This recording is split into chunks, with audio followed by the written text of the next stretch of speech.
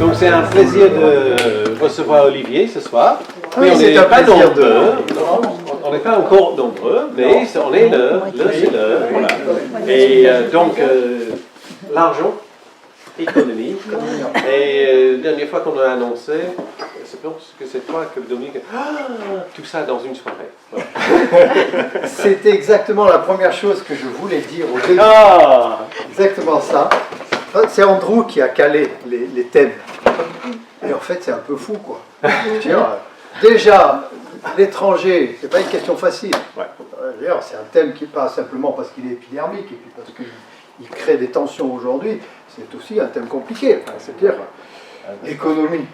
L'économie, enfin, on ne peut rien dire sur l'économie où on peut tout dire ou rien dire, quoi. D'abord, est-ce une science? Il y en a beaucoup qui remettent en cause que c'est une science. Bon. Donc, et puis la non-violence, avec ce qu'on est en train de vivre. Je ne sais pas si je vais venir dans 15 jours, c'est pas sûr.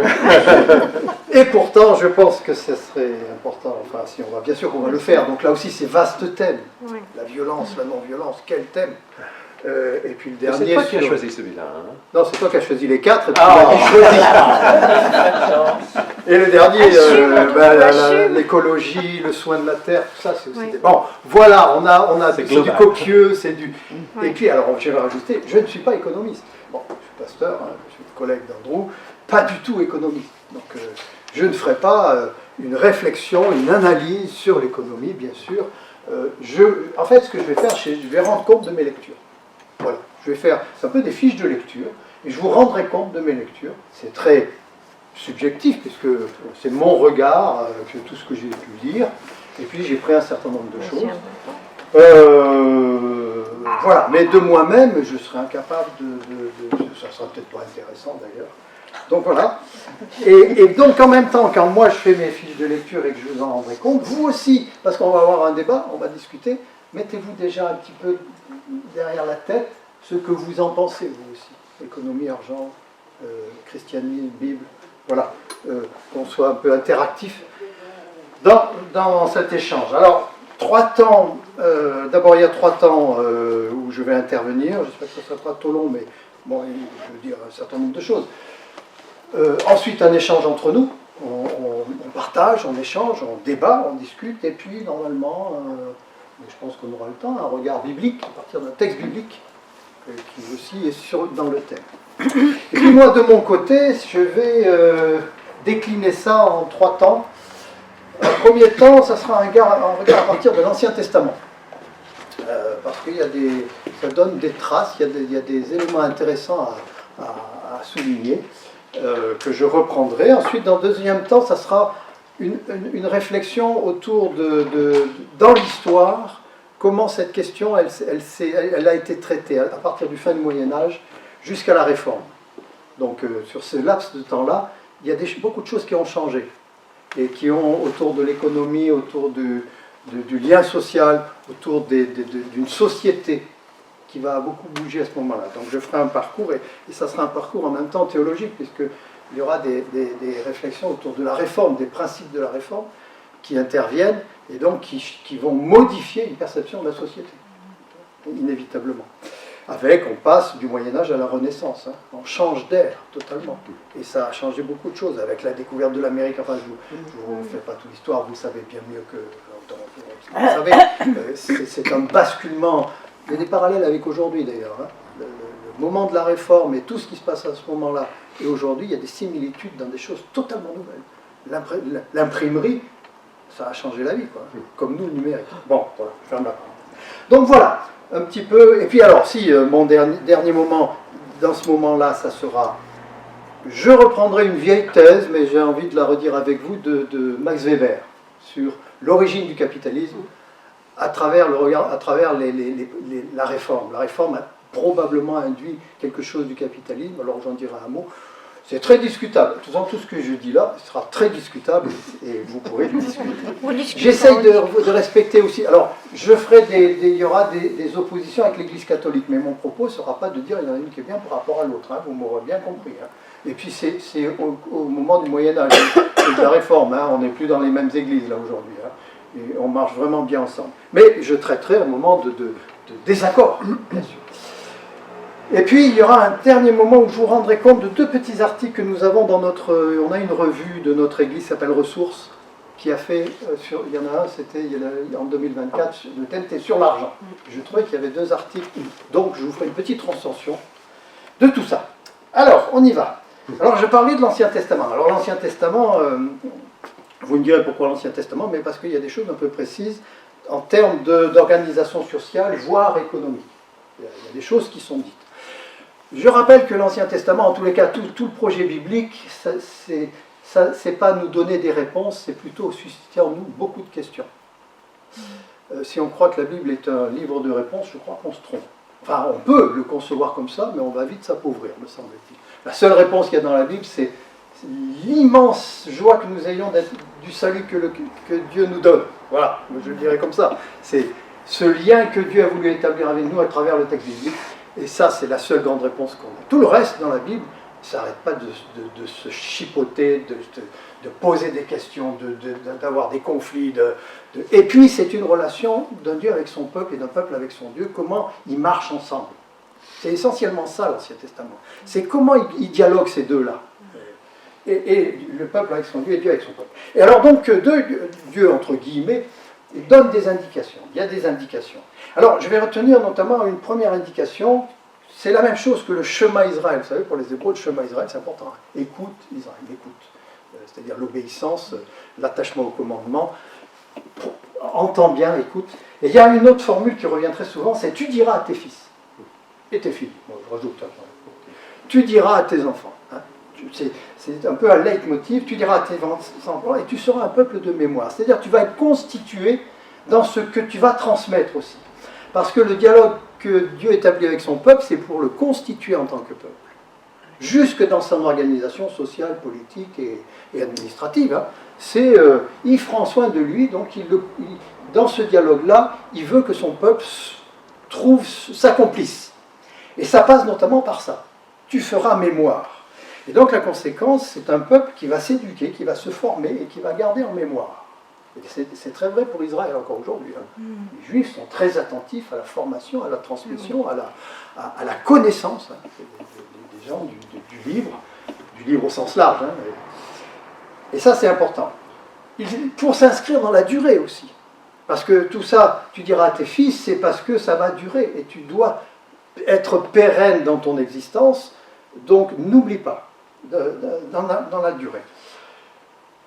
Et puis, porter le projet de Dieu, bien sûr. Réaliser sa propre existence de génération en génération. À travers, effectivement, des commandements, des lois, des exhortations à faire perdurer. Alors, il y en a quelques-unes. Alors, donc, c'est l'existence, la cohésion du groupe qui passe par cette transmission-là. Alors, je viens un peu plus précisément à partir de cette ouverture sur des petites touches qui sont posées dans le texte. Et vous les connaissez d'ailleurs.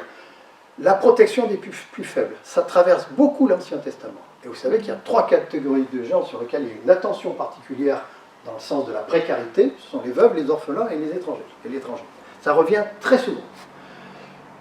La veuve, parce qu'elle dépend de son mari à cette époque-là, voilà, on n'employait pas les femmes, elles ne pouvaient pas travailler. Les enfants, ben, on se doute, hein, orphelins, même s'ils sont sûrement pris en charge peut-être par les familles, ça deviendra une charge quand même s'ils sont orphelins. Et l'étranger, parce qu'il n'a plus sa terre, qui va l'accueillir? Donc c'est des catégories de démunis. Mais ce qui est intéressant dans cette remarque, que je trouve intéressante, c'est que c'est pas la bienfaisance, c'est pas parce que oh là là, il y a un pauvre malheureux, on va les aider, c'est que toi-même, nous-mêmes, tu ne peux pas être accompli si tu laisses quelqu'un dans la misère. Si tu laisses, ta dignité, elle est aussi dans le soin que tu vas prendre avec celui qui n'en a pas ou qui n'en a plus. Donc ça va beaucoup plus loin que la charité. C'est une idée de dignité et c'est une idée, je ne peux pas être heureux tout seul. Eux doivent l'être, sinon moi-même et le peuple lui-même ne pourra pas exister en tant que peuple s'il laisse sur le bord de la route des individus. Vous voyez, ça va quand même assez loin dans cette remarque. Ce qui s'accompagne dans cette exhortation d'une deuxième chose, c'est le glanage. Vous en avez entendu parler hein, dans le livre de Ruth. Mais le glanage, c'est la même idée. C'est l'idée, on a le droit de grappiller. On laisse aux gens le droit de grappiller, puis on va mettre grappiller au sens large.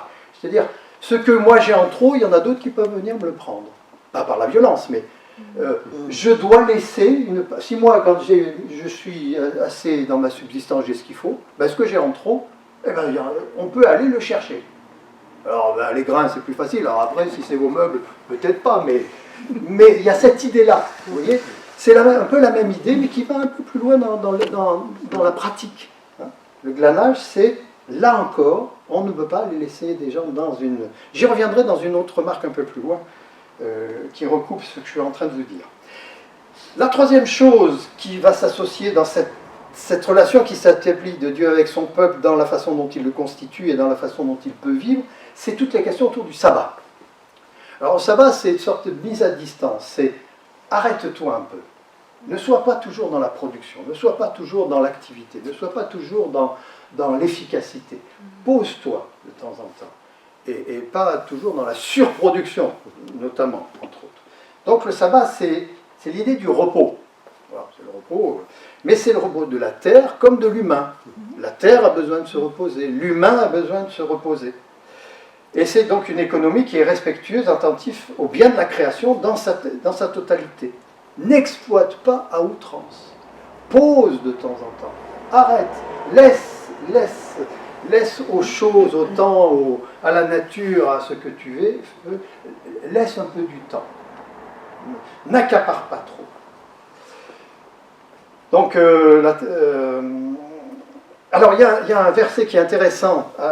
Alors, les livres de la Bible hébraïque ne sont pas les mêmes que les nôtres. Le dernier livre pour les Juifs, c'est le deuxième livre des Chroniques. Nous, d'ailleurs, catholiques et protestants, ce n'est pas les mêmes non plus, d'ailleurs. Et le dernier verset des Chroniques dit ceci. Le peuple reviendra de l'exil jusqu'à ce qu'il se soit acquitté de ses sabbats. Vous voyez, ça conclut par l'idée que le sabbat, c'est plus que ne pas rien faire le dimanche. Hein. C'est d'avoir pris soin. Et le plein accomplissement sera quand on sera allé au bout du sabbat, c'est-à-dire de ce respect total de la création, des individus, de nos fonctionnements, dans cette idée-là d'accomplissement, dans le respect dans toutes ces dimensions. Et le sabbat va s'accompagner aussi de la remise des dettes. Alors c'est une notion assez importante, la remise de dettes, parce que ça veut dire que... Alors on rappelle aussi que Dieu, dans le judaïsme, et je crois que pour moi c'est important, avant, Dieu est un Dieu d'amour, on peut mettre tous les qualificatifs derrière Dieu, hein, on peut tous les mettre. Pour moi, il est aussi, c'est à travers l'interprétation que je fais de la Bible, c'est le Dieu libérateur. C'est le Dieu qui nous libère. Donc la remise de dette, c'est l'idée, n'écrase pas ton frère ou ta sœur sous les dettes. Dieu t'a libéré, c'est un Dieu libérateur, donc à un moment donné, n'abuse pas. Lâche un peu. Ne laisse pas l'épée de Damoclès toujours sur ton frère, ta sœur. Même si c'est juste, même si tu as raison de récupérer ton dû. N'abuse pas. Ne va pas plus loin. La remise de la dette, c'est important. Et je vous rappelle d'ailleurs que dans le Nouveau Testament, et dans le Notre Père, vous avez « Seigneur, pardonne-nous nos offenses, quand nous pardonnons à ceux qui nous ont offensés ». L'origine du terme, en grec, c'est « remets-nous nos dettes ».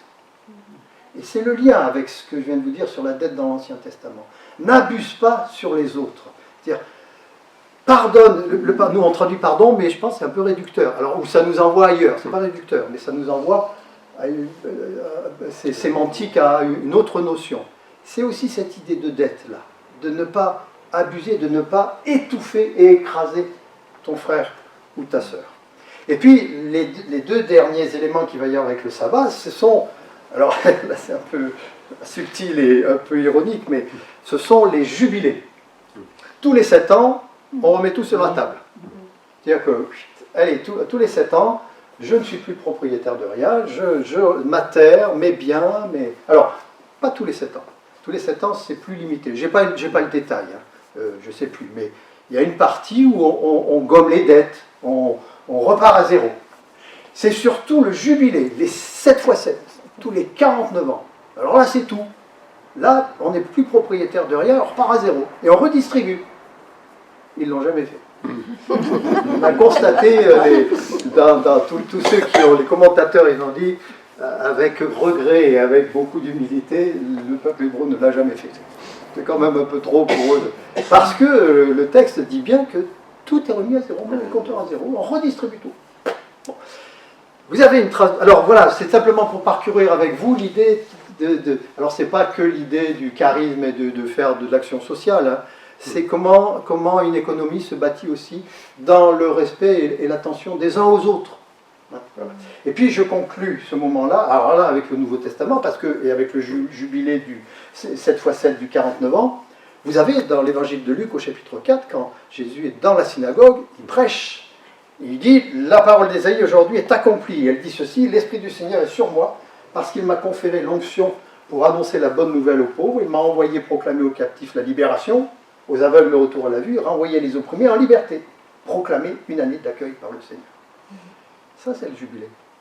Il est venu dire, à travers moi et ma présence et mon ministère et ce que je viens apporter, je mets en œuvre le jubilé. Alors bon, ça reste symbolique puisque c'est pas achevé, on se doute bien, les aveugles ne voient pas et que tout n'est pas... Mais vous avez le respect de la terre, la gestion des dettes, la libération des opprimés, la répartition du capital, enfin je le traduis, mais on a ça derrière.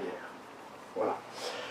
Voilà, je voulais parcourir un petit peu à travers l'Ancien Testament ces différents éléments qui nous introduisent un peu sur notre réflexion sur, dans la Bible, un regard autour de l'économie, et alors c'est pas directement l'argent, mais voilà. Alors je continue avec ma deuxième partie, qui va être donc comment s'est passé dans l'histoire, à partir de la fin du Moyen-Âge, au XIIIe siècle, jusqu'à la Réforme, puis il y aura des incidences après, l'évolution des rapports sociaux et des incidences sur l'économie à travers l'ecclésiologie ou la théologie commence à impacter ça aussi. Ça a eu des répercussions sur l'organisation économique et sociale de la société à travers des notions théologiques, à travers des doctrines aussi. Alors, d'abord, pour comprendre, parce que mon propos c'est autour de la réforme aussi, je sais pas, voilà. Et même si ce que je vais dire là, je vais le dire d'une façon très neutre et objective, mais c'est tout à fait discutable. Il y a des choses avec lesquelles je ne suis pas d'accord d'ailleurs. Mais bon, on pourra en discuter. Alors, sur ces questions économiques de réflexion sociale, alors si on remonte au XIIIe siècle, on va partir de François d'Assise.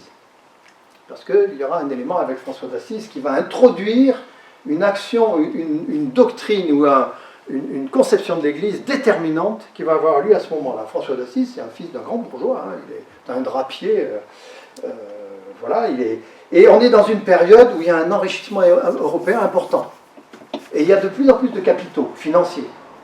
Donc il y a une gestion économique importante. Et puis il y a des créations, il y a de la production. On est dans il y a une accumulation d'argent. François réfléchit par rapport à ça et avec sa foi aussi. Et il voit un peu une contradiction. Il est un peu en contradiction avec ça. Et il revient à la source de l'Évangile et il élève dans une sorte de vertu cardinale l'attention aux pauvres. Il va introduire l'idée de l'association évangile, Christ évangile et pauvreté. Ça va ensemble. Matthieu 25. Au plus petit d'entre nous à qui vous avez donné un verre d'eau, c'est à moi que vous l'avez fait. Il part un peu de là, et puis il part de son regard aussi de l'époque. Et puis il est intéressé par une citation d'un père de l'Église qui s'appelle Basile, Saint Basile, du IVe siècle, alors bien avant, enfin moi j'aime beaucoup cette formule, hein, il dit ceci, ce père de l'Église: le pain utilisé dans votre assiette appartient à l'affamé, le vêtement de votre armoire à celui qui en a besoin, le soulier qui pourrit dans votre tiroir appartient à celui qui n'a pas de soulier, l'argent que vous mettez de côté, il appartient aux pauvres. Oui, l'idée, elle est tout à fait intéressante, c'est-à-dire que ce que tu as en plus, si tu ne le donnes pas, il pourrit, et tu laisses, la même idée qu'on a vue tout à l'heure, hein, tu laisses l'autre dans la misère. Tu es dans l'obligation, à partir où tu as eu ta suffisance, de redonner aussi ce que tu as eu. Et je trouve que la formulation est très belle, et Basile a été tout premier, alors ça date un peu des soupes populaires, il faisait ça à cette époque-là. Donc il y a une part pour les plus faibles quand j'ai en trop. Il y a une part pour eux. Et François d'Assise l'a mis en œuvre, ça, pratiquement. Et ça a développé l'idée de l'importance, non pas de la pauvreté en tant que pauvreté, mais l'efficace adéquation avec ce que le Christ a dit. il s'est senti vraiment en adéquation avec lui à partir de cette thématique-là. Il reprend l'idée et le pauvre devient le centre. Et ça devient une des raisons premières de l'Église. Et à cette époque-là, vont naître les ordres mendiants. Bien sûr, hein, on va les retrouver à cette époque. Alors, j'avance à grand pied là-dedans. Hein. C'est tout à fait discutable et c'est pas tout à fait comme ça que ça s'est joué, mais l'idée est là. Hein. Et donc, vous avez les dominicains, les franciscains, les vaudois. Hein, Pierre Valdo, fils de grande famille aussi, lyonnais. Il a fait de pauvreté, il a décimé, il a disséminé partout où il est passé avec cette idée-là. Mais, alors, au cours du temps, il va y avoir une certaine ambiguïté par rapport à ça, et vous le savez, vous allez vite le comprendre. Le riche peut très vite alors s'absoudre à bon compte de l'aumône qui lui permet d'approcher cette réalité quasi divine, en payant, voilà, si je fais pour le pauvre, je vais me dédouaner et mon salut va être là, quoi. Hein. C'est la bonne conscience, on va tomber dans la bonne conscience. Le pauvre peut se consoler en se disant plus proche de son Seigneur par son dépouillement. Mais en même temps, c'est pas très responsable. C'est vrai qu'il va se suffire dans sa pauvreté, on lui donnera des choses pour qu'il puisse subsister, et il dira, oui, c'est vrai, je suis pauvre, mais je suis comme le Seigneur. Bon, ambiguïté. L'objectif de l'aumône n'est donc certainement pas de permettre aux pauvres de sortir de sa condition, mais de maintenir le statu quo social dont on verrait le dénouement dans le royaume de Dieu. Et très vite, on a dit, pauvres, restez pauvres, parce que quand vous serez, après dans l'au-delà, vous serez les premiers accueillis. Ça s'est dit, hein. D'ailleurs, pas que catholiques, ou protestants aussi, d'ailleurs. Hein. Ça s'est dit. Vous êtes les plus grands des bénis sur terre, restez dans cette condition-là, parce que vous serez accueillis à bras ouverts dans le ciel. Mais bon, jusque-là, restez quand même sans trop demander grand-chose. Sur terre, les riches restent riches, se justifient par le monde, les pauvres restent pauvres, acceptant leur sort, car ils sont tellement aimés du Seigneur. Alors effectivement, j'avance dans le temps, je quitte le XIIIe siècle, parce qu'on est un peu... Il y a eu d'autres choses, je vais à grands pas là-dessus, et puis je sabre un peu dans beaucoup de choses, mais au temps de la Réforme, on va revenir sur cette question-là, sur cette façon d'être là. Les réformateurs vont critiquer à la fois et les pauvres et les riches.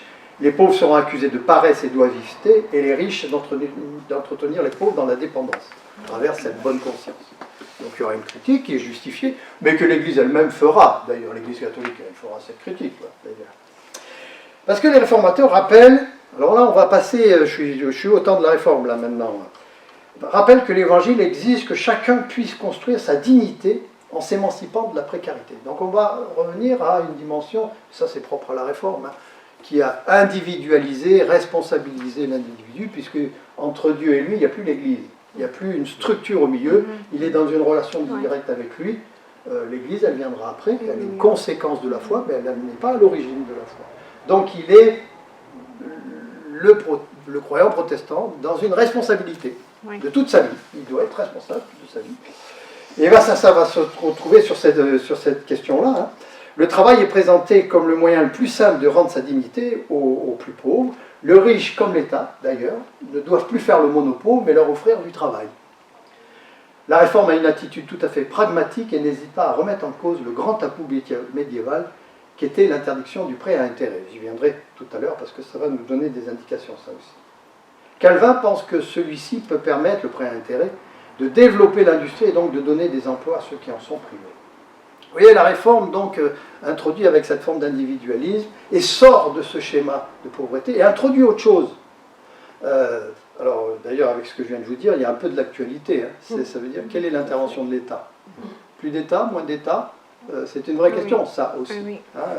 Et est-ce que ce sont les individus qui sont responsables de leur propre existence, ou est-ce que l'institution ne doit pas les accompagner aussi au sein de leur existence? C'est un débat politique qu'on a de partis, je veux dire, actuellement. Et bien, ça, on en parle déjà à ce moment-là. On n'en parle pas comme ça, mais il y a cette idée-là aussi. Alors, il y a effectivement une sorte d'émancipation de l'individu, son rapport au monde, et dans ses relations économiques et sociales. Alors, j'ai dit un mot sur le prêt à intérêt parce qu'il déclenche un certain nombre de choses, où il va être le symptôme, à travers les principes de la Réforme, de quelque chose d'autre. Il va être indicatif d'une relation à la richesse et à l'économie particulière à partir du prêt à intérêt. Alors je développe un peu ça maintenant. Il y aura un déplacement théologique qui aura des conséquences dans un rapport à l'argent nouveau, avec un déplacement à partir de la doctrine du salut qui va déplacer les individus dans leur approche de l'argent, qui va devenir plus profane.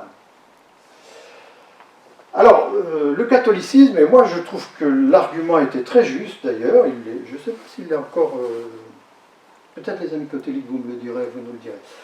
Le catholicisme interdisait le prêt à intérêt, considérant que c'était de l'usure. Donc je précise, donc un péché, hein, c'était un péché. Dans la mesure où la seule source de production, c'est ce que je produis, c'est ce que je fabrique, ou ce que la terre fabrique. La graine donne une plante, ça c'est de la production. L'artisan fabrique quelque chose, le commerçant fait quelque chose. L'argent ne produit rien. L'argent, il ne produit rien. À la rigueur, le travail transforme, on peut produire, mais l'argent ne produit rien, donc quand on prête à intérêt, on prête ce que l'on n'a pas produit. Et on exploite la pauvreté, c'est du vol. Moi j'aime bien l'argument. Moi je trouve que c'est un argument que je trouve assez juste. Ça nous donne une réflexion sur la façon aussi aujourd'hui des gens qui assis dans leur fauteuil brassent des sommes folles simplement en jouant avec l'argent. Mais qu'est-ce qu'ils produisent? Moi ça m'interroge. Et je trouve que là il y a un argument intéressant dans la doctrine catholique autour de cette question-là. Et d'ailleurs, pour contourner l'interdiction à cette époque-là, qui c'est qui s'occupait de l'argent à cette époque-là? Vous savez, oui, vous le savez, les Juifs. Oui, mais c'est pas parce qu'ils étaient Juifs, et ça, on en a fait. On a fait une des causes de l'antisémitisme. Ah, ils aiment l'argent, les Juifs. C'est qu'on leur a interdisé d'être artisans et commerçants. Eh bien, qu'est-ce qu'il fallait? Il fallait bien qu'ils vivent. Tout leur était interdit. Donc ils étaient, voilà, ils ont développé, parce qu'ils sont intelligents et ils savent se rebondir. Mais ça a quand même donné cet antisémitisme. Hein, en même temps, on les a foutus dedans. Hein. Alors avec la réforme au XVIe siècle et les réformateurs, eux, ils retournent avec l'interprétation de la Bible, hein, parce que c'est ça la réforme. Hein, on part du texte, et que nous dit le texte, et donc à partir de là, un certain nombre de principes se mettent en route. Et ils constatent que la Bible n'interdit pas le prêt à intérêt. Ça n'apparaît pas dans la Bible, ça n'apparaît pas. Il y a une question autour du jubilé, on l'a dit tout à l'heure, donc il y a des questions autour de ça. Je n'aurais pas le développer parce que je ne suis pas allé plus loin, mais stricto sensu, la Bible n'interdit pas le prêt à intérêt. Alors, comme pour les réformateurs, la seule autorité, il n'y a pas de tradition de l'Église avec un grand T, hein. Il n'y a pas de tradition d'Église qui fasse référence d'autorité dans le protestantisme. Il y a uniquement la Bible, que l'Écriture. Donc si là l'Écriture dit que le prêt à intérêt, on peut travailler l'argent, on peut, eh bien ils l'ont fait. Cette autorité-là leur ont permis. Donc les protestants ne condamnent pas l'argent et le gain. Ça n'est pas sale, ça n'est pas honteux, ça n'est pas un péché.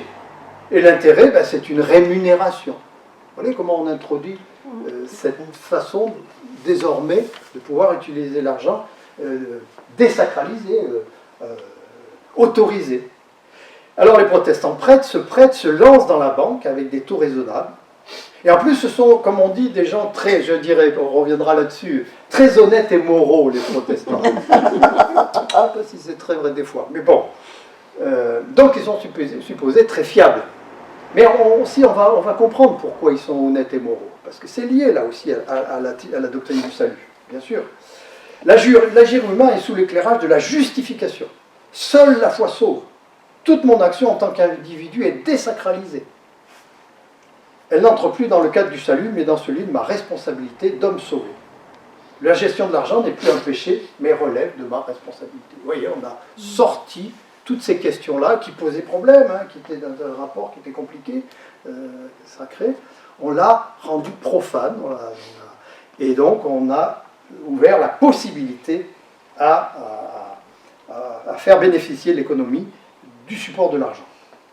C'est une délivrance pour l'économie, la dédiabolisation de l'argent et du prêt à intérêt en lien avec des impératifs protestants d'honnêteté, de labeur, d'humble sobriété, permettra l'essor économique, commercial, culturel, industriel de la Renaissance et des siècles suivants.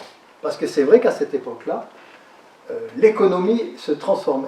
C'est les prémices de, je dirais, c'est mal dit parce que c'est pas ça, mais du capitalisme quand même. C'est les prémices avec la découverte. Vous savez que la Lloyd anglaise, la grande banque, elle démarre au XVIe siècle avec le commerce triangulaire. Ça génère une telle somme d'argent que cette banque se met en place. Et là, on n'a aucun scrupule, parce qu'en plus la réforme n'est pas loin, de traiter l'argent et de le faire fructifier. Et ça deviendra une énorme banque, là, aujourd'hui. Voilà. Donc on est à cette époque-là, oui, et ça vient de là.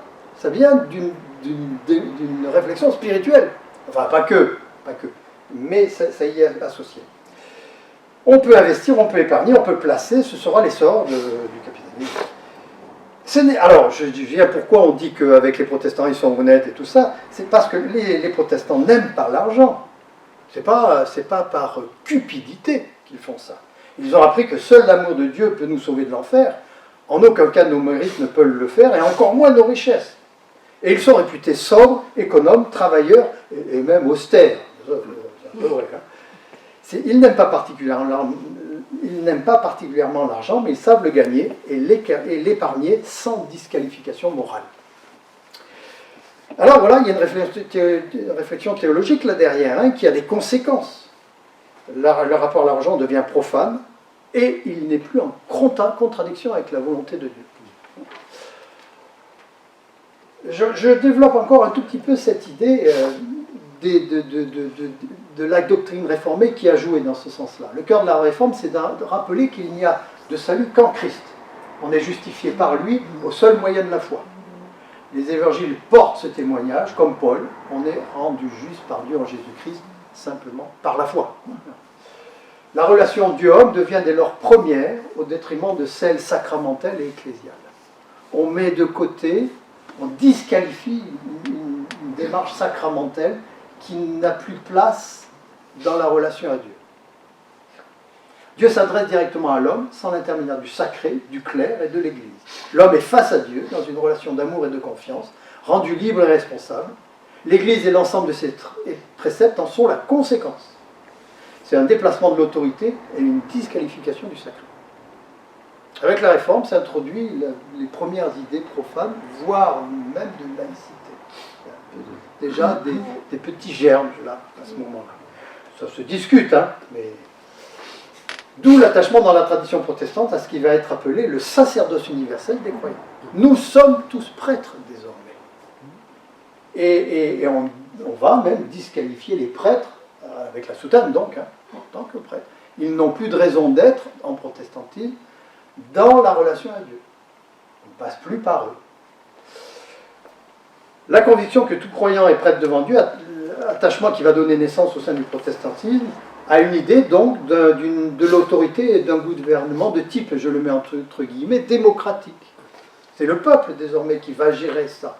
Il ne passera plus par une autorité ecclésiale en lien avec l'autorité civile, bien sûr. Mais désormais, le peuple lui-même peut prendre en main la gestion de la ville, la gestion de sa famille, directement. Donc ça a une incidence forte. Hein. Jusque dans la cité politique. Pensez à la Genèse de Calvin. Elle est devenue autonome avec un conseil, une mairie, enfin un conseil comme on aura la semaine prochaine. Alors, on ne se doutait peut-être pas qu'en mettant en exergue cette responsabilité de l'homme au détriment de l'institution ecclésiale, ça allait redistribuer les cartes quant à la gestion sociale, économique et politique de la cité. Alors, j'en viens encore, en continuant un peu là-dessus, avec une notion qui va aussi illustrer un peu tout ça, c'est celle de vocation, avec Luther. Donc, si désormais nous sommes tous prêtres, nous avons vocation à l'être, au sens fort du terme. Hein. Vocation, c'est l'appel de Dieu. Hein. C'est pas, ça va donner une portée spirituelle et religieuse jusque dans la profession, jusqu'à l'usine ou du bureau et tout ça, puisque j'ai vocation en tant qu'individu et reconnu comme tel devant Dieu, Dieu me dit, tu es mon fils, jusque dans ton quotidien. Tu n'as pas besoin d'un couvent, tu n'as pas besoin de l'autel, jusque-là, je suis présent avec toi. Donc la spiritualité s'est déplacée jusque dans le profane des individus, où le profane est devenu spirituelle et de foi au sein de la Réforme. Le concept luthérien fut non seulement de revêtir la vocation professionnelle d'une dignité religieuse égale à celle du ministère ecclésial traditionnel, mais aussi dans le même élan de lui reconnaître une forme d'indépendance vis-à-vis du clergé, de reconnaître que l'activité professionnelle se déploie dans une sphère qui lui est propre et dans laquelle l'Église n'a pas vocation à intervenir de façon directe, et dans laquelle, en conséquence, l'artisan peut se déployer en toute liberté et se sentant fils de Dieu dans son travail, jusque dans son travail. La profession, et je reviendrai sur le mot dans un petit moment, est un appel, et je le mets entre guillemets au sens fort, comme l'appel qu'il y a dans la Bible. Quand Dieu appelle un témoin, et bien, la profession, elle est de cet ordre-là, quasi religieuse. Dieu interpellant le croyant au cœur de sa vie profane. Et en même temps, il y a une désacralisation. Le sacré est déplacé. Il n'est pas supprimé, mais il est déplacé. Il n'est plus sur l'autel ou à travers la figure du prêtre ou dans les cours. Je parle du point de vue de la réforme. Ça peut se discuter, hein, bien sûr. Le profane, dans toutes ses dimensions sociales, politiques, économiques, morales, devient le creuset où Dieu vient aussi se manifester. Le croyant, dans ses activités quotidiennes, rend gloire à Dieu, pas simplement à l'Église, mais aussi dans le quotidien.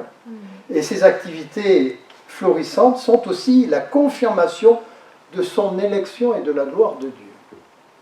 Ça confirme ça aussi. Et je vais venir donc à la thèse de Weber. C'est-à-dire, si je réussis dans mes affaires, je constate bien donc que je suis sauvé. Parce qu'on sait par contre que si mes affaires périclitent, je ne vais pas être un bon croyant, je ne peux pas être bien sauvé. Donc ça va jouer là-dessus, mais ça va être un détournement de ce que disait la Réforme. Parce que justement, c'est pas ce que je fais et mes réussites qui sont critères de mon salut. On a bien vu que dans la force, c'est la foi qui me sauve. C'est pas ce que je fais. Et bien le protestantisme va tomber dans ce travers-là, d'essayer de justifier par ses affaires son salut. Et Weber, donc, a cette thèse-là. Vous avez entendu parler, Max Weber, oui, début du XXe siècle, un Allemand. Moi, je ne sais pas beaucoup plus sûr, je suis un petit peu, mais puis c'était un peu ancien. Moi, je pense qu'il était protestant, en tous les cas. Alors, je détaille un tout petit peu. Le travail est une fin en soi de la vie humaine. L'oisiveté est le plus grand des péchés. Une heure de travail perdue serait une heure de perdu dans les louanges de Dieu. Le travail est le signe de la grâce de Dieu et son refus indique la disgrâce. Vous voyez, on oppose hein, la vertu du travail. La vertu du travail. C'est pas inintéressant non plus. Mais là, c'est érigé en dogme. Vertu. Pour le catholicisme, la réussite professionnelle dans le monde n'a pas de valeur en soi pour la recherche du salut. Le retrait hors du monde, le refus de la recherche des biens de ce monde sont au contraire fortement valorisés en tant que voie de salut, avec les congrégations, les ordres prêcheurs, priants. C'est plutôt de ce côté-là que j'aurai ma dignité de croyant, et pas forcément dans le travail. A l'inverse, pour Luther, l'activité professionnelle est une tâche, je me répète un peu, mais je vous le redis, que Dieu a donné à accomplir aux hommes. La profession devient vocation. Je ressouligne encore, hein, appel très fort. Avec le sacerdoce universel, la déclérisation, la présence de Dieu autant dans le sacré que le profane, le croyant détient une vocation voulue de Dieu jusque dans son activité professionnelle. On sort des couvents pour devenir des appelés au travers de notre activité profane. Et Luther y réfléchit à ça avec un mot que nous n'avons pas en français, mais qui est en allemand, c'est le mot Beruf. Alors, je ne suis pas germanophone ou germanophile, mais il y en a peut-être qui le sont parmi vous. Le mot de Beruf, c'est le même mot que vocation et profession. C'est la même racine. Son emploi, la profession et la vocation, c'est la même chose. Et lui, ça lui a fait tilt. Là aussi, ça compte. Alors, c'est pas que ça. Hein. Il y avait d'autres choses chez Luther dans sa réflexion autour de l'interprétation biblique. Mais ça lui a parlé. Dans sa traduction, le mot Beruf, qui veut dire vocation, prend également le sens de métier. Ça marque ainsi la transformation du métier en tâche voulue par Dieu. On dirait l'appel en français. Luther, par sa doctrine du salut par la foi seule, du Beruf, réhabilite ainsi la vie laïque et fait du travail une valeur spirituelle. Cependant, pour Weber, c'est dans le calvinisme que le capitalisme trouve sa véritable source. Alors attention, accrochez-vous. Si Luther transforme la représentation du travail, le calvinisme exercera une influence proprement révolutionnaire. Et Weber trouve son origine dans la notion de prédestination. Et Calvin, alors il faut dire un mot quand même, parce que le propre des réformateurs, et puis pour nous maintenant en tant que protestants, c'est d'interpréter la Bible. Pour que la Bible puisse exister, il faut qu'il y ait une lectrice et un lecteur. S'il n'y a pas de lectrice et de lecteur, la Bible, elle ne dit rien. Il faut qu'il y ait un regard dessus. Alors soit on dit qu'il y a une autorité qui nous dit ce qu'il faut en penser, ça c'est une possibilité, soit, ce qu'a dit la Réforme, c'est nous qui allons et qui l'interprétons. Donc les réformateurs ont beaucoup interprété la Bible, et Luther, mais il était de son temps, il a, à travers les textes bibliques, je ne vais pas le développer là, mais il y en a un certain nombre, constaté que dans la Bible, il y a des récits où il y a des damnés et il y a des sauvés. Ça me vient... Matthieu 25, si vous ne faites pas ça, vous êtes damnés. Et donc il en a déduit une théorie où on était prédestiné à être sauvé. Que Dieu savait déjà qui il sauverait. On l'entend encore d'ailleurs aujourd'hui dans les mouvements évangéliques, dans des mouvements un peu sectaires ou dans des gens très ultra par rapport à ça. Tout le monde n'est pas sauvé. Pour moi, le salut est universel. Je ferme la parenthèse. Mais il a compliqué un petit peu les choses parce qu'il a dit aussi, il y en a qui sont prédestinés à être déjà damnés. Bon, mais il l'a lu, lui, il a dit, parce qu'il y a des récits où, de toute façon, ils n'y coupaient pas à la malédiction. Jésus les avait condamnés. Je n'ai pas de texte, mais on peut les retrouver facilement. Donc il a déduit une thèse de la double prédestination. Ceux qui sont déterminés à être sauvés, ceux qui sont déterminés à être damnés. Bon, le protestantisme, mais tardivement en France, a abandonné ce dogme. Je crois que c'est dans le XXe siècle, je n'ai pas la date, mais je crois que c'est dans la première moitié du XXe siècle. Non, on l'a tenu longtemps, hein, ce dogme. Donc, la réussite dans la recherche des richesses lui semblera être le témoignage de son statut d'élu. C'est au prisme de cette prédestination on va déterminer si on est élu ou pas. Seuls en effet les élus peuvent avoir du succès dans l'activité que Dieu a donnée à accomplir aux hommes pour sa plus grande gloire, c'est-à-dire dans la profession, le beruf de Luther, comme vocation.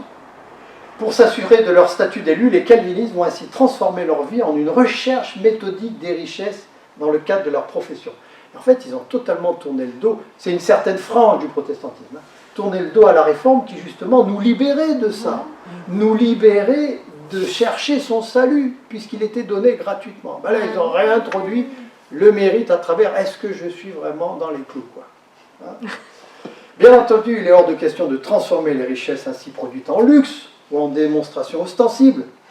Mais au contraire, c'est dans l'ascèse centrée sur l'acquisition rationnelle de richesses que le capitalisme, selon Weber, aura cette impulsion fondamentale et son essor. Mais c'est vrai que, je ne sais pas si vous avez vu sur Arte, là, il y avait eu je crois qu'il y a eu 3 émissions sur le capitalisme en Amérique. Et retracé du 19e à aujourd'hui, c'était très intéressant, très aimé. Et on sent bien que ces grands chefs d'entreprise de l'époque, les Ford, les Morgan, enfin, qui avaient le sens rationnel, le sens des affaires et le sens de la réussite, il y avait plus que le désir de réussite. Il y avait ça derrière. Il y avait ça derrière. Une idée, mais on l'entend un peu aujourd'hui encore, en Amérique, il y avait l'idée que je suis bien, là encore dans les clous et bien dans les papiers de mon Dieu, si je réussis. C'est pas faux, et c'est vraiment les pays protestants qui ont développé ça, et pas les pays catholiques.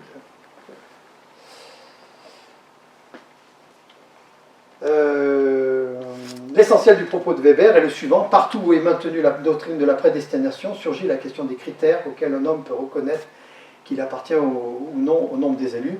Ne pouvant se contenter de la simple confiance dont parlait Calvin, et pourtant c'est ça l'origine, c'est faire confiance, ne pouvant pas s'en contenter d'avoir cette confiance-là, les protestants, après Weber, auraient besoin de dissiper ces doutes.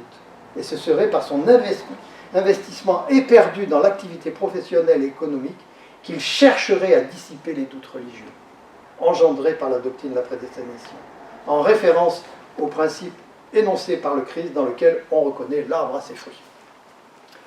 Ah, vous voyez le processus, logiquement il a suivi son cours, hein, cette désacralisation de l'argent, la façon de l'utiliser, comment ça a transformé la société d'une certaine façon, et avec aussi toutes ces ambiguïtés voilà, que je retraçais un tout petit peu avec vous. Je vais finir avec, donc je vous disais, il y avait 2 articles, alors là ça va être proprement un peu biblique quand même. On a une revue qui s'appelle Ressources, donc tous les conseillers presbytéraux reçoivent cette revue, et il y a un thème qui est développé à chaque fois, et là il y avait sur l'argent, quels sont nos rapports à l'argent dans l'Église, il y a 2 ans. Et il y a 2 articles qui m'ont paru intéressants, de théologiens. Le prof de Nouveau Testament de Strasbourg, Madeleine Viguer, tu la connais toi? Alors c'est intéressant parce qu'elle a une réflexion à partir de la collecte que Paul fait à Jérusalem. Je suis loin là dans mon... Vous avez encore un peu de courage? Paul fait une collecte en interpellant toutes les églises pour aider l'église de Jérusalem, qui est en grande difficulté parce qu'il y a une énorme guerre à ce moment-là. Il y a un conflit. Voilà, et donc il fait la collecte, tout simplement. C'est assez banal, hein, il va chercher des sous. Et elle, cette prof, elle a étudié un peu la façon dont il en parle, et c'est tout à fait intéressant parce que Paul le met sur un registre spirituel, pas pratique. Il va mettre toutes des notions très spirituelles et fortes, voire christiques, dans cette collecte-là. C'est intéressant. Pour lui, Paul, ce n'est pas seulement une question de justice sociale ou de solidarité économique, parce qu'il utilise notamment dans les raisons de faire cette collecte les termes de grâce et de communion, koinonia. Le terme de grâce signifie communion. Au lieu de dire aux Corinthiens, ben, je vais apporter à Jérusalem la collecte que vous avez faite, il leur dit, je vais apporter à Jérusalem la grâce qui est la vôtre. Et il met dans son vocabulaire un contenu spirituel. Et il insiste pour participer à la grâce et communion de la collecte. Grâce et communion, ce sont des mots éminemment théologiques. Paul parle de grâce pour placer la collecte du côté de l'œuvre de Dieu en faveur des humains. C'est-à-dire qu'il a toujours, il introduit, mais ça la Bible fait toujours ça. Dieu a toujours sa part dans ce que nous faisons. On ne fait jamais les choses sans lui. Et même c'est lui qui doit susciter ce que nous faisons. Et Paul le dit fortement, mais ça avec Paul, ça arrive tout le temps. Quant au mot communion, il signifie que l'entraide matérielle est la transposition concrète du lien d'unité entre les chrétiens. Ceux qui partagent le même salut partagent aussi le même argent. Il mène cette histoire de collecte à ce qu'il dit de la grâce de Dieu et de l'unité de l'Église. Vous voyez comme il la spiritualise.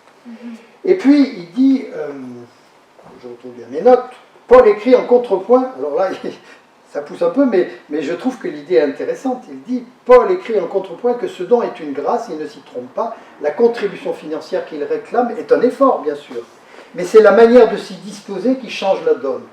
Paul se refuse à présenter la collecte comme un commandement. Il ne dit pas, tu ne te déroberas pas à l'effort financier exigé par l'Église. Donc ça veut dire, bah oui, je sais bien qu'il faut que tu les sortes de ta poche, hein, et que c'est pas toujours rigolo quand même, ouais, tu payes quoi. Hein. Non, il dit pas ça, il dit, abondez, faites-le avec joie, faites-le avec la banane, faites-le avec le sourire, puisque Dieu vous a déjà tout donné en abondance. Ouais, vous avez Dieu derrière vous, donc c'est pas une contrainte, c'est au contraire une joie. Il le met dans cette perspective-là, c'est assez extraordinaire d'ailleurs. Allez au-delà de vos possibilités, parce que la grâce de Dieu dépasse ce qui est humainement possible. Donnez comme le Christ s'est donné. Alors, je ne sais pas si on l'entend bien, hein, quand on fait l'offrande, mais c'est intéressant d'entendre ça aussi. Il veut que le don des croyants s'inscrive dans le cadre du grand don de Dieu à l'humanité, dans l'histoire de celui qui s'est fait pauvre à cause de nous. Il exhorte plutôt les récalcitrants à la démesure. Si vous ferez, à ceux qui sont timides, il dit au contraire, allez-y, encore plus, à la démesure. Mesure de l'excès de grâce dont Dieu comble les humains. Donner à l'excès ne signifie pas donner trop, mais donner sans se retenir. Donner, dit Paul, avec joie. Les mots liberté, joie et enthousiasme reviennent plusieurs fois dans son appel au don. Je trouvais que c'était intéressant de le dire aussi comme ça. ça peut être un peu romantique et un peu utopique. On va pas non plus... Mais c'est bien quand même de l'entendre. Et puis le deuxième récit, puis je m'arrêterai sur celui-là, là-dessus après, c'est... On ne pouvait pas couper non plus à Jacques Ellul, mais Jacques Ellul, c'est pas qu'on ne pouvait pas y couper, mais Jacques Ellul a beaucoup travaillé sur l'économie, hein, pas que, sur la technique, mais l'économie. Et donc il a fait quand même un bouquin tout en 54 sur l'argent, tout un livre là-dessus. Et puis il a fait un article aussi en 52. Alors son idée, je prends des extraits de l'article, là c'est Frédéric Rognon, un de nos théologiens, qui a écrit ça, donc tout à fait intéressant d'ailleurs. La Bible ne présente pas l'argent sous un angle économique, collectif, mais toujours sous un angle individuel, celui de mon rapport à l'argent. Mais si la Bible nous parle du rapport à l'argent, elle n'aborde pas pour autant l'argent sous un angle moral. L'argent n'est pas un objet neutre à l'égard duquel l'homme pourrait avoir un comportement bon ou mauvais, ni analyse économique, ni traité moral. La Bible nous propose une approche spirituelle, existentielle de mon rapport à l'argent. En d'autres termes, mon rapport à l'argent dit quelque chose de mon rapport à Dieu. Et comment là aussi on glisse d'une chose très banale, l'argent, bon, voilà, dans une dimension spirituelle, et quelle est ma relation à Dieu à travers l'argent, et singulièrement à travers l'argent. C'est ce qu'il va développer en faisant de l'argent un ennemi dans lequel il faut se méfier. Il va développer cette idée-là. Le terme hébreu que l'on traduit par argent signifie aussi en hébreu désir. C'est le même terme. Alors, il y a d'autres racines, mais notamment celle-là, c'est le désir. L'homme désire toujours plus et n'est donc jamais rassasié. C'est vrai qu'on dit jamais oh ben non, j'ai assez d'argent, ça suffit. Hein. Ça, on dit jamais. L'argent n'est pas seulement objet de désir, il est la soif jamais désaltérée. Il est le propre du désir. Enfin, je transmets ce que dit Ellul, c'est discutable, on peut tout à fait le discuter, bien sûr. Et puis, il y a un autre vocable qu'on associe à la richesse, c'est mammon. Mammon, vous en avez entendu parler, mais mammon, c'est un mot araméen, assez neutre, qui est devenu personnifié avec Jésus. C'est devenu, pas une personne, mais une divinité. C'est devenu beaucoup plus qu'un adjectif. Il est tout à fait significatif que Jésus personnifie Mammon, le présente comme une divinité, alors que jusque-là, Mammon n'était qu'un nom commun. Jésus nous révèle ainsi que l'argent n'est pas simple objet, qu'elle est puissance, c'est-à-dire un sujet qui agit avec force par lui-même. Elle est une force spirituelle qui modifie ce qu'elle touche. Vous voyez, ça va loin. Hein. Et alors, il y en a qui, on n'est pas forcément d'accord avec ça, mais c'est intéressant de l'entendre, parce que des fois, quand on voit la captation qu'on a vis-à-vis de l'argent, c'est pas faux. On peut être complètement sous l'idole de l'argent. Et ça se vérifie facilement. Hein. Et je ne dirais pas parce que c'est les jeunes, parce que je trouve que les adultes, on n'est vraiment pas chouette non plus à ce niveau-là, mais les jeunes sont très attachés à l'argent aujourd'hui. Tellement on le met en exergue dans notre société comme quelque chose d'absolument nécessaire, mais plus que nécessaire, que ça devient le tout de la vie. Et il y a un peu ça qui se cache derrière, jusqu'à personnifier quelque chose qui nous bouffe, hein, jusque-là, comme une idole. Ainsi, Jésus fait un parallèle entre Dieu et Mammon. Le rapport de l'homme à l'argent n'est pas un rapport moral envers un objet, mais un rapport spirituel envers une puissance, un rapport de serviteur à maître. Or, il n'y a pas de compromis possible, pas de moyen terme. C'est soit l'un, soit l'autre. Vous la connaissez, la formule. Mais l'un ne conduit pas à être indifférent envers l'autre, mais à le haïr. Voilà pourquoi mon rapport à l'argent dit quelque chose de mon rapport à Dieu. Si j'aime l'argent, je hais Dieu et réciproquement. C'est radical, hein, mais Jésus le dit. Hein. Il le dit. On ne peut pas aimer et Mammon et Dieu. Faut choisir. On peut utiliser l'argent, mais il faut le mettre à sa juste place. Et c'est pour ça qu'il continue Ellul sur la question comment nous libérer et de faire de l'argent quelque chose de nécessaire, d'absolument nécessaire, mais à sa place. L'argent est une puissance si puissante qu'il n'est pas en mon pouvoir de dominer ou de nous débarrasser de l'amour de l'argent. Il faut pour cela une intervention de Dieu par la puissance de l'Esprit. Il va jusque-là. Ce n'est donc que par grâce que nous pouvons être libérés de l'attachement idolâtre à l'argent. On ne peut opposer que la grâce, c'est-à-dire d'une certaine manière la gratuité, au règne de l'argent, c'est-à-dire l'anti-gratuité. Et alors, et je finis là-dessus, il propose 3 voies Alors elles sont un peu... Alors je ris parce que... Mais elles sont amusantes, enfin non, elles sont pas amusantes, mais on ne le fera pas. On ne le fait pas. Pour cesser d'adorer une puissance spirituelle, un objet que l'on a sacralisé, il faut le désacraliser. Il faut le faire tomber de son piédestal, il faut le rendre commun. Alors comment faire la même façon de profaner l'argent, de sens profane, hein, c'est de faire entrer la gratuité dans le monde de la finance et du marché. C'est d'utiliser l'argent dans un sens pour lequel il n'a pas été prévu, et ainsi retourner l'argent contre lui-même. Alors, 3 possibilités. Refuser le prêt à intérêt. On ne retire plus d'intérêt sur ce que l'on donne, ce que l'on prête. Il s'agit de prêter de l'argent, mais sans en profiter, sans le faire fructifier. C'est pas de Machiavel. La deuxième chose, mais ça c'est aller jusqu'au summum de la confiance, ne pas mettre de côté. Désacraliser l'argent, c'est lui dire, j'ai pas besoin de toi demain, j'aurai ce qu'il faut, parce que je fais confiance à Dieu. J'ai pas besoin de toi. Je verrai. Bon, c'est s'emparer de l'avenir. Épargner, c'est s'emparer de l'avenir, c'est se garantir contre ce qui pourrait arriver. C'est donc faire confiance à l'argent et se défier de Dieu. Troisième chose, le meilleur moyen de profaner l'argent, c'est de le donner. C'est de le donner. La pratique du don est l'acte par lequel l'argent n'est absolument pas fait. Il est donc le levier décisif qui fait pénétrer la gratuité dans le monde de la concurrence, de l'achat, de la vente. Donner, ce n'est ni consommer, ni épargner, ni prêter, c'est donc violer la logique du commerce. Il ne s'agit pas de tout donner, mais donner tout ce qui reste une fois que les besoins de base sont satisfaits. C'est pas de mal à veille. Voilà, je m'arrête là.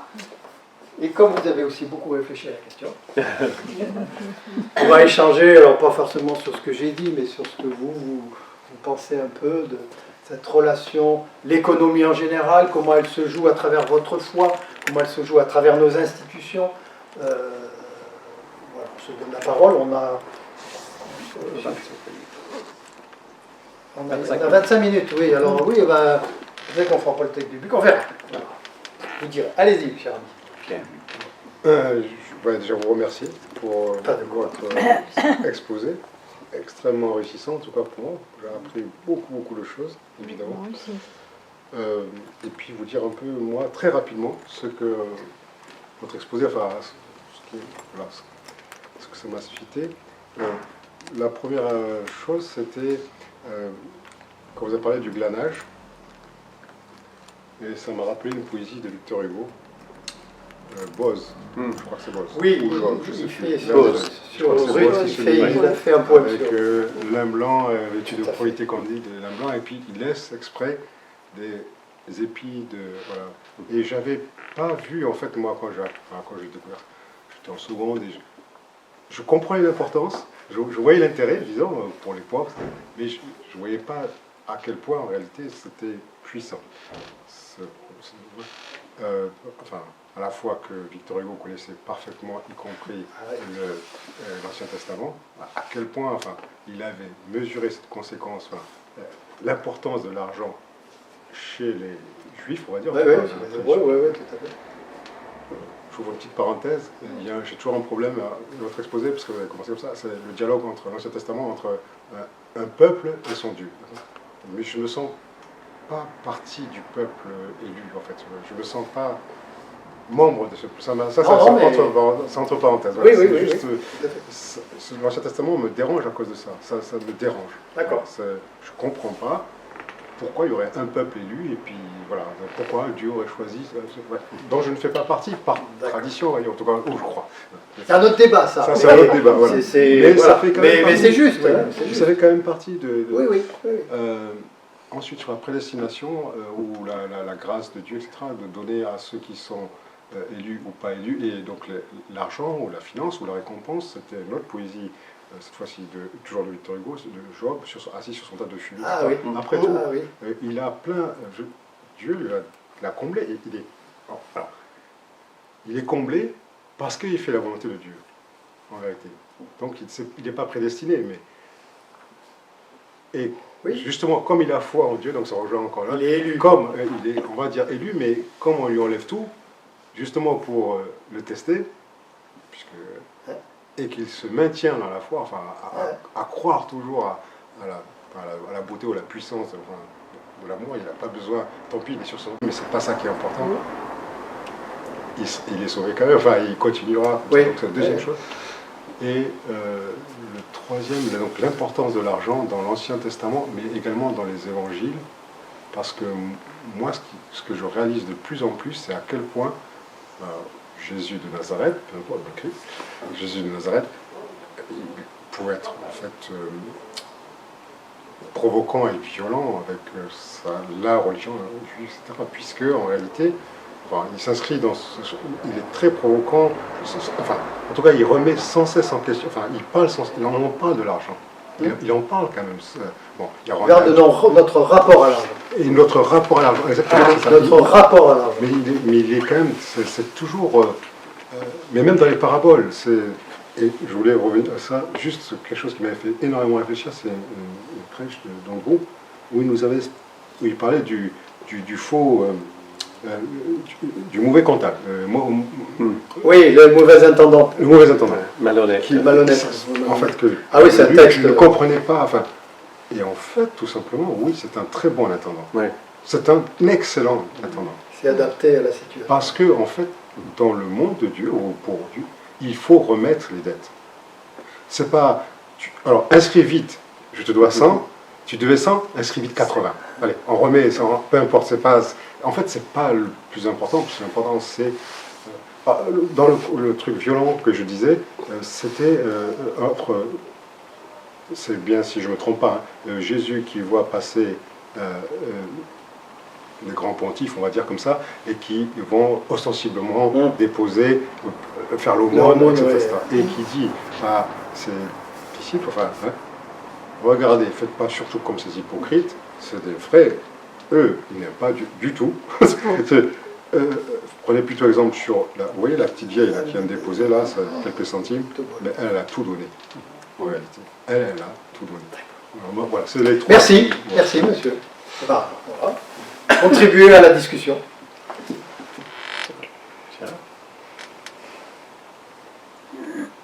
Quand on parle du glanage, toujours, moi, ça m'a fait penser à... il y a quelques années, on était allé en Tunisie, et les Tunisiens, ils disaient que, d'après leurs écrits, en fait, il fallait toujours laisser des fruits sur les arbres pour nourrir les oiseaux. Et pour que les gens qui en ont besoin puissent venir en chercher. C'est ça l'idée, je pense.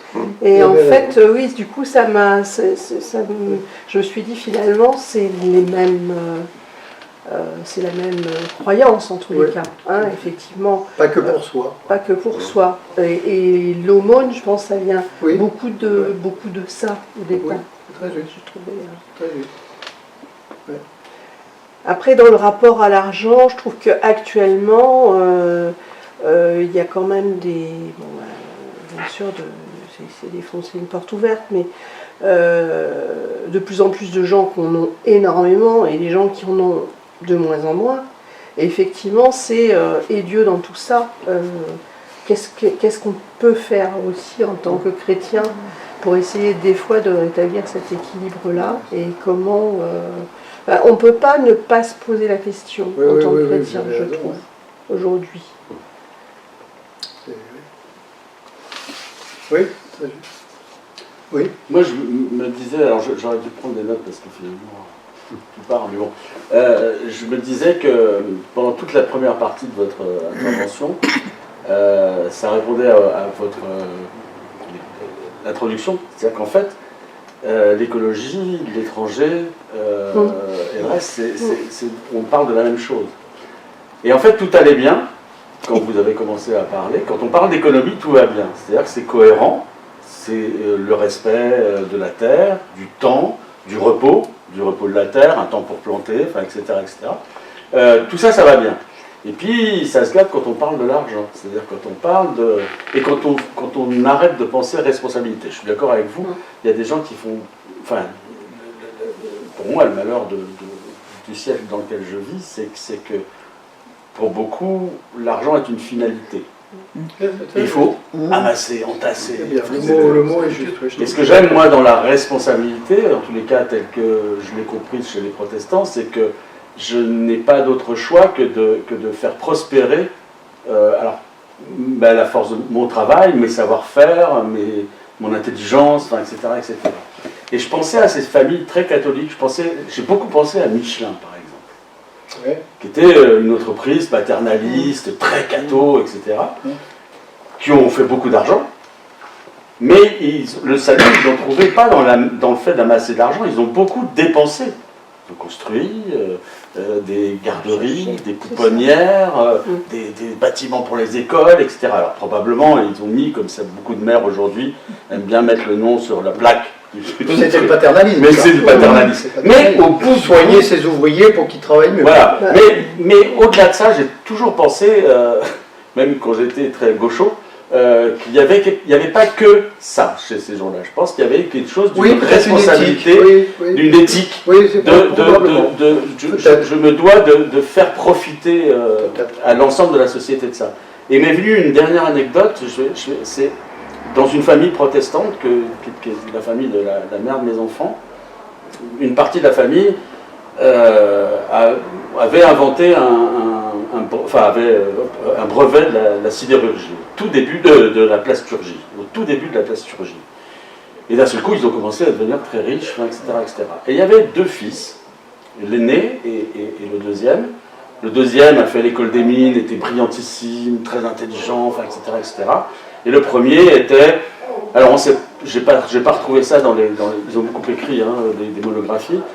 Je pense qu'il était probablement débile, comme on disait à l'époque. En tous les cas, très, très déficient cognitivement. Et au moment de l'héritage, là vous n'en avez pas parlé de l'héritage, et aujourd'hui on en parle beaucoup, y compris le législateur. C'est un vrai problème cette question-là, et on peut le prendre spirituellement. Et là se pose cette question-là. Et là il y a eu conflit dans la famille, le père, qui était donc le PDG, etc., a dit, eh bien, c'est... Alors, je ne sais plus comment ça s'appelait, je vais le dire le débile, mais avec tout le respect que je dois... oui, jeune homme handicapé, quoi. Voilà, mais à l'époque, on devait l'appeler débile, quand même. Oui, c'est pour ça que je le dis débile. Et bien, c'est lui qui va être le PDG, il va hériter de l'entreprise, et puis le deuxième, eh ben, il va être salarié du premier. Oups. Et c'est très intéressant, parce qu'il n'a pas besoin de mon héritage et de mon argent. Parce qu'il a les moyens de faire prospérer le truc. Et sa responsabilité, et moi j'ai cru pendant très longtemps que c'était ça le protestantisme en vrai. Et je trouvais ça vachement bien quand même. Je me suis dit quand même ces gens-là, donc ils ont dit ta responsabilité c'est de faire prospérer l'usine, et lui de toute façon il n'a aucune chance parce qu'il n'avait rien, on ne lui a pas donné les moyens et il n'y est pour rien, et donc notre responsabilité c'est de tout donner à celui-ci. Et il y a eu plein de débats dans la famille de la mère de mes enfants, où chacun trouvait ça dégueulasse, insupportable. Et j'ai fait partie, moi, pendant très longtemps, de ceux qui pensaient que c'était sacrément responsable. Et encore une fois, ça c'est l'anecdote, j'ai longtemps pensé que c'était ça le protestantisme. Enfin, bon, voilà. De responsabiliser. Mais de responsabilité. Et de ne pas s'attacher au bien. Et en fait, l'argent, enfin les billets, c'est pas trop l'argent qui est immoral, c'est... Là, je parlais d'équité, en fait, dans l'exemple dont j'ai parlé. C'est ce que j'en fais, c'est qu'est-ce que je vais faire de cet argent-là. Alors, pas seulement pour sauver mon âme, mais qu'est-ce que je vais apporter à l'humanité, à mes frères humains. Et je peux tout leur donner, puisque j'ai déjà tout. Ce que font certains grands milliardaires américains aujourd'hui, c'est assez... Oui, mais ils ont de la marge. Hein. Oui, c'est ça. C'est tout non, mais là, on est dans la démesure totale. Ça n'a plus de sens. Non, je ne parlais pas de lui. Mais ça n'a plus de sens, parce que celui qui n'a rien et celui qui a tout, ceux-là, là, ils ont au moins en commun de n'avoir rien fait pour soit avoir rien, soit avoir tout. C'est-à-dire, ça leur est donné. Ça leur est donné, ça tombe... Enfin, ils jouent, vous l'avez dit tout à l'heure. Enfin, voilà. D'accord. Je ne sais pas si je me permets, pour qu'en même temps de discuter, de vous donner quand même le texte biblique, parce que comme je vois que le temps passe, si on s'en tient à 21h pour pas... Je vous le donnais quand même, en même temps on l'étudie, puis on continue à échanger, parce que il est assez indicatif aussi. C'est rendu à César ce qui est à César. Vous voyez bien ce texte, non, il dit des choses, moi je trouve très intéressantes. Et ça n'empêche pas de continuer à intervenir. Hein. Et un petit plus, on va le lire. Je vais le prendre moi aussi. Non, mais il y a de rare. Merci. Tout le monde est là? Oui. Non, Non, pardon. C'est cru que vous. Hop. Ça y est. Bon. Quelqu'un a envie de le lire? Qui c'est qui a envie de le lire? Juste un petit retour en arrière, moi je me souviens Allez-y. du témoignage de la personne que vous connaissiez, qui vraiment était ric-rac au niveau. Et elle me disait un jour, elle me disait, moi ce qui me rend malheureuse, c'est de ne pas pouvoir donner parce que elle avait Oui, c'est très juste. de ne pas pouvoir donner. Il y a une dignité à donner. Etc. Tout à fait. Voilà. Et c'est ça qui l'a rendue malheureuse finalement. Je comprends tout à fait. Et c'est une vraie souffrance. Oui. Enfin, de déception. Qui nous le lit? Cher ami. Bon, Marc 12, versets 13 à 17. Ils envoient auprès de Jésus quelques pharisiens et quelques hérodiens pour le prendre au piège en le faisant parler. Ils viennent lui dire, « Maître, nous savons que tu es franc et que tu ne te laisses pas influencer par qui que ce soit. Tu ne tiens pas compte de la condition des gens, mais tu enseignes les chemins de Dieu selon la vérité. Est-il permis, oui ou non, de payer le tribut à César? Devons-nous payer ou ne pas payer? » Mais lui, connaissant leur hypocrisie, leur dit, « Pourquoi me tendez-vous un piège? Apportez-moi une pièce d'argent que je vois. » Ils en apportèrent une.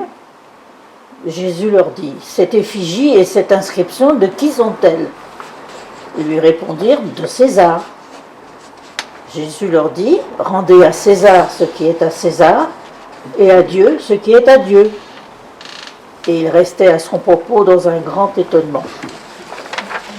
Voilà, on prend quelques minutes quand même pour discuter, pour échanger autour de ce texte. Il y a des choses assez pertinentes qui sont dites là-dedans, même si on le connaît très bien, me semble-t-il. Les Hérodiens, quelle était leur tendance? C'était l'administration, c'était des juifs. Alors le religieux et le profane, c'est pas, c'était mêlé. Hein. C'était des administratifs, en fait. C'est le pouvoir. Pas religieux, mais ils étaient religieux. Ceux qui soutenaient Hérode, qui a acheté son trône. Qui a acheté son trône. Voilà. Oui, quelques remarques autour de ça. Qu'est-ce que vous pointez? Qu'est-ce qui vous interroge? Qu'est-ce qui... C'est la flatterie, hein, d'abord. La flatterie, ouais, alors là, c'est une tartine, là. Hein.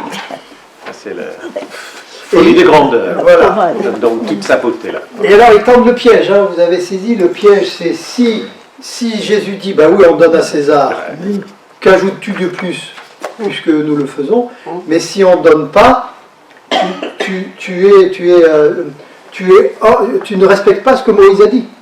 Tu te mets en dehors de la vraie foi. Donc Jésus est piégé. Quoi qu'il réponde, il sera piégé. Et on va voir comment il sort du piège. Parce que Jésus sort toujours du piège.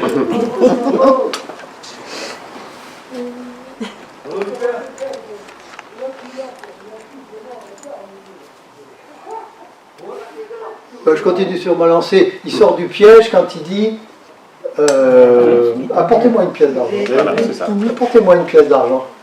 Ils en ont tous une dans la poche. C'est-à-dire qu'ils sont attachés à ça. Et puis, deuxième chose. Et peut-être parce que lui, il n'en avait pas des poches. Peut-être lui, il n'avait pas de poches. Pardon, je me tais. Ou 2 pièces d'argent. Oui, plutôt, oui. Mais ce qui est intéressant, ce qu'il dit, apporte-moi une pièce d'argent pour que je vois. Pour que je vois. Pour que je vois. Donc, ça veut dire qu'il faut, là, sur les choses tactiles. Vraiment, on touche de réalité, droit, les réalités. Voilà. C'est On pas part du pas vent. dans C'est pas du vent. les hypothèses ou Ouais. théologien, voilà. Oui, allez-y. C'est une idée en plus qu'à chaque fois que je voulais dire, pareil, qui revenait, je voulais dire déjà la première fois. Bon, lorsque j'ai commencé votre exposé, j'ai également pensé à bon, l'argent, Oui, Dieu. César. Bon, ben, c'est ça. Ce que je voulais dire, ça m'a encore échappé. C'est une sorte de radicalité en tout cas dans l'évangile, avec cette. Ça m'a encore échappé. Voilà. Pourtant, c'était un truc. Ça va vous revenir. Ouais, ça va me revenir, mais je me permettrai de réinterrompre après. Mais Andrew, quand tu dis il fallait qu'il touche, etc., je pensais à aujourd'hui, c'est-à-dire qu'on ne peut plus toucher. Quand on parle de ces milliardaires, ça n'existe pas. Non, ça n'existe pas. Ça n'existe pas. Et même pour nous, on flash notre De plus en plus pour nous. Mais, même au culte le dimanche matin. Le culte actuel, quoi, tu vois. Et la crypto-monnaie. La crypto-monnaie. C'est le bout du bout. Mais bon, l'idée est là quand même. Alors, ce que je ne sais pas si tu voulais qu'on aille jusque-là, mais de toute façon, cet argent-là dont il parle, hein, apporte-moi une pièce d'argent, c'est l'argent sale aussi. Interdit d'entrer dans le temple. C'est pour ça qu'il y avait des échangeurs de monnaie Je dans suis pas l'extérieur. sûr, hein. Ils pouvaient faire. Pas avec les effigies de César. Pas pour acheter les sacrifices dans le temple. C'est ça la raison pour laquelle ils ont les changeurs de monnaie. Et donc cet argent-là, Oui. c'est... Mais vous n'avez pas simplement l'argent dans ta poche que tu dis, mais cet argent-là. Cet argent-là. Oui, tout à fait.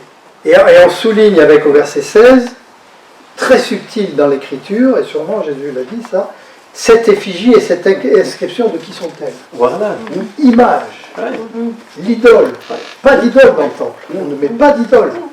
Donc vous constatez vous-même que vous avez une idole dans la poche. Et une inscription, l'écriture. L'écriture, c'est important pour les Juifs. Vous avez un Dieu là, dans votre poche. Il est en train de leur dire.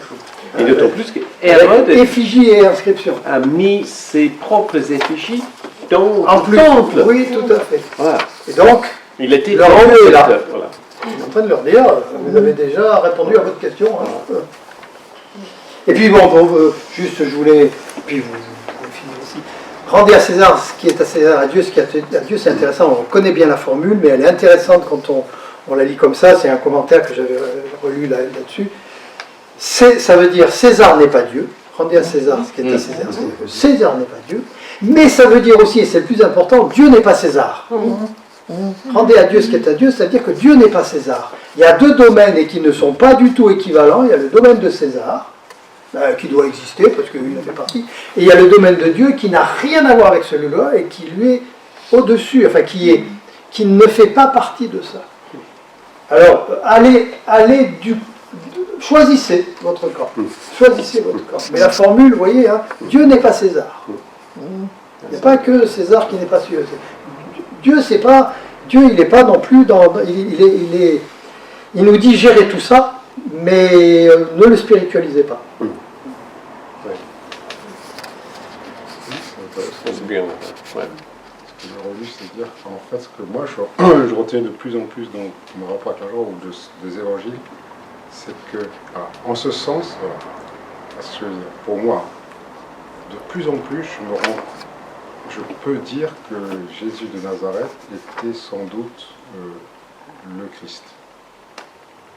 Parce que quand j'ai lu les premières fois les évangiles, il y a ce côté, il y a une phrase où il dit « Je suis vraiment l'envoyé de Dieu, je suis le Fils de Dieu, parce que ce que je fais, je le fais sans demander de rémunération. » C'est même pas que l'argent en fait. Je vous demande, Je fais la volonté de mon Père. c'est que gratuit.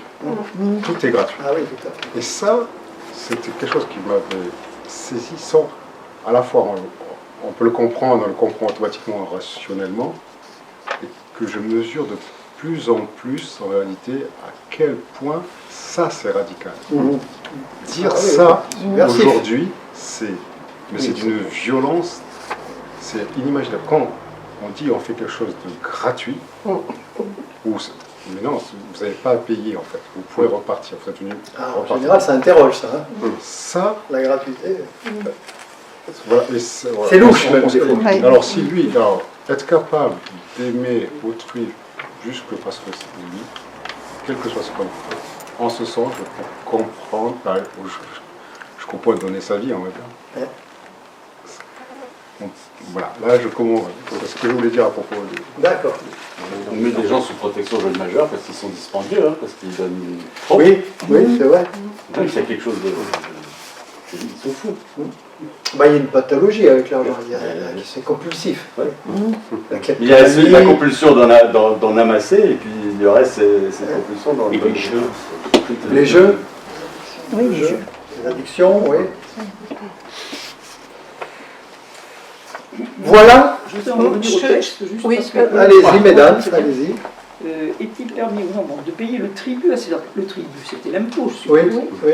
Donc l'impôt, C'est ça le. enfin, l'impôt, bon, si on se remet dans notre société, l'impôt, il est à payer, l'impôt. Oui, mais là on Oui. était dans une occupation Voilà. militaire, une occupation C'est ça, romaine. on est dans- Est-ce qu'on est collabore ou pas? Est-ce qu'on collabore C'est ça. à ça ou pas? Mais le piège. C'est ça leur question. Alors qu'eux, ils collaborent Oui, oui, c'est ça. déjà à fond. hein. D'accord. Ils vont le payer, mais ça, C'est pas une question pour eux. C'est pas une question pour eux. hein. C'est ça. D'accord. Enfin, je sais pas s'ils collaboraient, mais ils étaient soumis à ça. oui, oui. Mais qu'est-ce que ça veut dire collaborer, hein? Oui. Mais est-ce que ça ne veut pas dire que c'est pas. En ce sens, c'était moi, je l'ai toujours vu comme ça. Est-ce que c'était pas déjà un piège, la question? Oui. Est-ce qu'il ne faut pas se révolter contre César? Oui, il y a ça aussi. Pas payer. Ah, tout à fait. Justement, Tout à fait. et dans ce cas, si tu dis qu'il ne faut pas payer l'impôt, on va le dire. Ouais, Pour la loi. tout à fait. Et là, Le on piège aura- est aussi là. Moi, je l'avais vu comme ça. Oui, très juste. Très juste, ouais. C'était votre question ou... Enfin, et puis la suite, donc je comprends la suite, effectivement, bon, par rapport à cette réponse. Mais bon, je me dis, oui d'accord, c'était l'occupant, donc on pouvait juste, enfin, on dit contester de payer. C'est ça. Mais il y en avait qui contestaient. Hein. Hein? Il y en avait à l'époque qui contestaient. Oui, les, Alors il y a les zélotes. oui, et ce super livre à l'ombre de Galiléen, Ah oui, l'ombre du Galiléen, oui. super qui met ça tout en scène de l'époque de Jésus. Bon, c'est un roman, hein, mais c'est magnifiquement écrit et puis tu es plongé dedans. Toutes c'est écrit comme une sorte d'enquête policière. C'est quoi le beau flambeau? L'ombre du Galiléen. L'ombre du Galiléen. Tyson. Moi, Madame, ce oui, que, vous ce que je vouliez dire. trouve très, très intéressant, et ça m'a fait écho quand j'ai lu la dernière phrase, il restait son propos dans un grand étonnement. Ce que j'aime, c'est souvent, c'est le premier psychanalyste, Jésus, pour moi. Parce que de toute façon, il répond toujours à une question par une question, et en gros, il remet toujours les gens devant la responsabilité. Donc en fait, je trouve que ça revient à la responsabilisation de la personne. C'est-à-dire, en fait, toi, t'en penses Oui, quoi quand t'en Mais penses c'est ça, quoi, ouais. toi? Ah bah puis voilà, Situe-toi maintenant. maintenant. Voilà maintenant. Décide. C'est à toi de décider. Prends le risque. Absolument. Prends le risque. Oui.